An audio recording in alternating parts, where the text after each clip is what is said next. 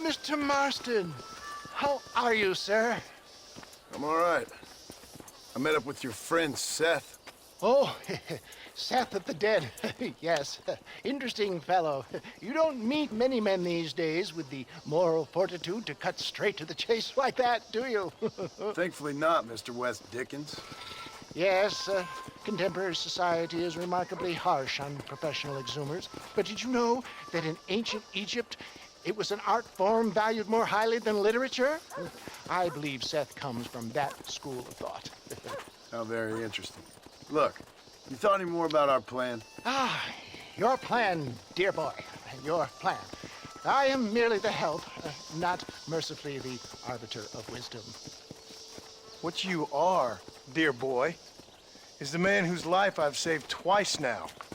A man who sells lies and deceit to unwitting people.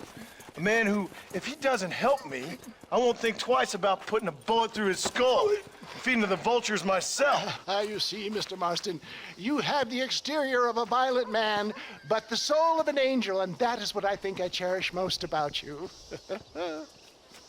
That's what I thought.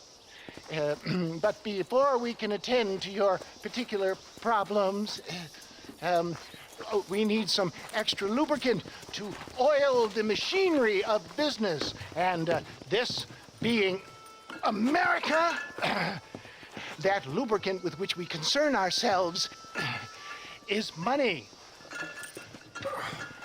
Money? What are you talking about? Oh, we need weapons. Armor plate for the wagon, extra hands, and I need some danger money. So, let's sell some more of these cures. Sell cures? Around here? Do you want to see me lynched? Oh, no, the sport of kings. Racing, my friend, the sport of kings. A noble activity without reproach. Exactly the kind of activity where a lying, cheating degenerate like myself can prosper. But come, let's finish the loading and we'll discuss it as we drive.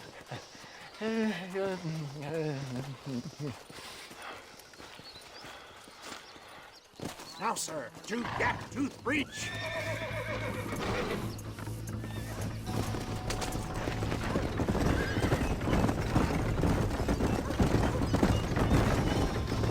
Seth is an interesting fellow, is he not? I wouldn't say interesting, more deeply disturbed. I can see why you two get along. I see the good in everybody, John. It's a flaw of mine.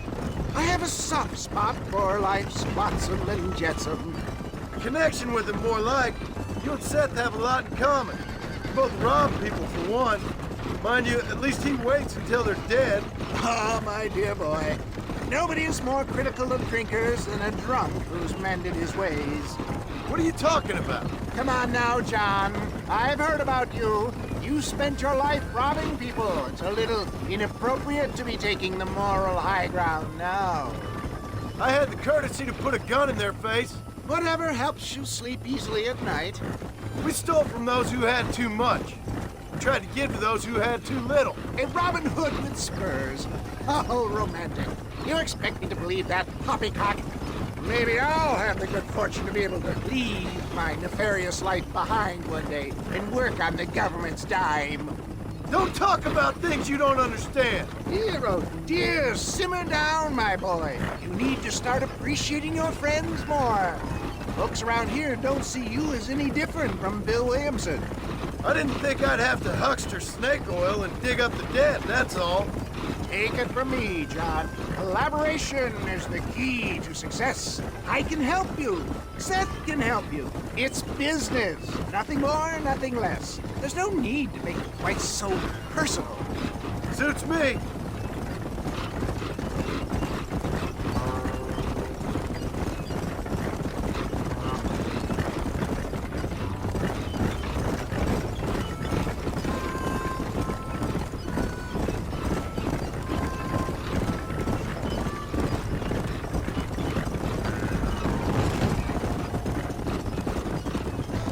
Anyway, John, we must talk about the race.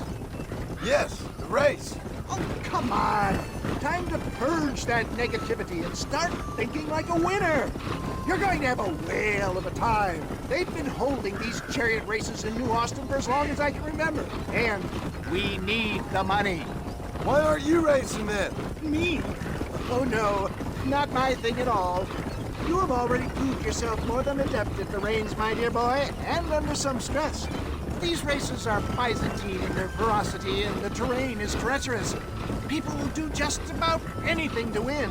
Men die. It's a marvelous spectator sport. Sounds like fun. And you are my wild card, John. They won't be expecting you. So what's your role in all this? Think of me as your spiritual guide. Do I have to? You are a free man, of course, but I strongly recommend it.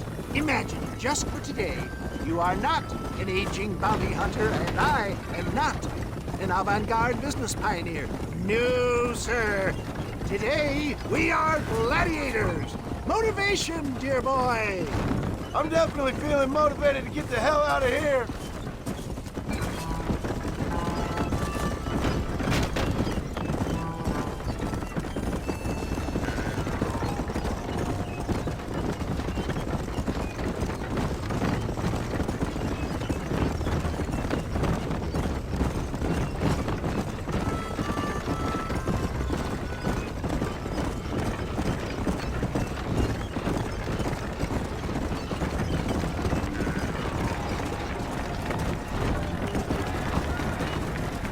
Here we are, John. Gap tooth breach.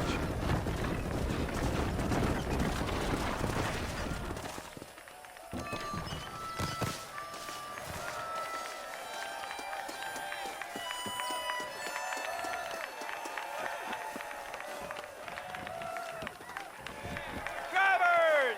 Y'all know the rules, but for you newcomers, this here's a fair race. Keep to your manners and let the fester cart pass.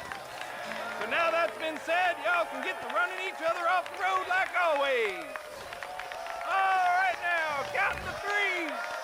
Ready, set, go!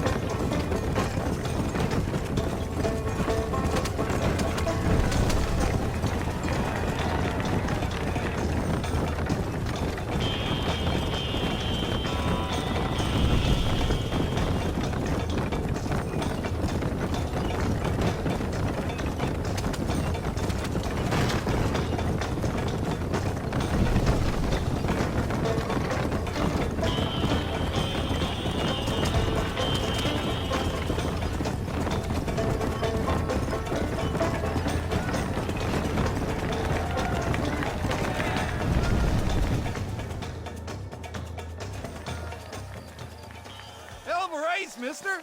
I'll take care of this cart for Mr. Wes Dickens. Come on, John. I suggest we meet a hasty retreat.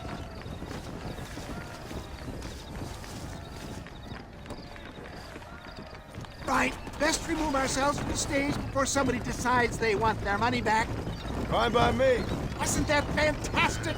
The cheers of the crowd, the thunder of the wheels. The fallen rocks, the homicidal maniacs. Oh, come on, John. Even a cold-hearted misanthrope like you must have found that just the tiniest bit exhilarating. Not the friendliest bunch, are they? They take the racing very seriously in these parts, and your participation was not entirely pre-approved. That was clear. Ah, sport, gore, and heartache. The guilty pleasures of mankind since the dawn of time. I'd get away from the men we just swindled before you start waxing too lyrical. Yes, of course.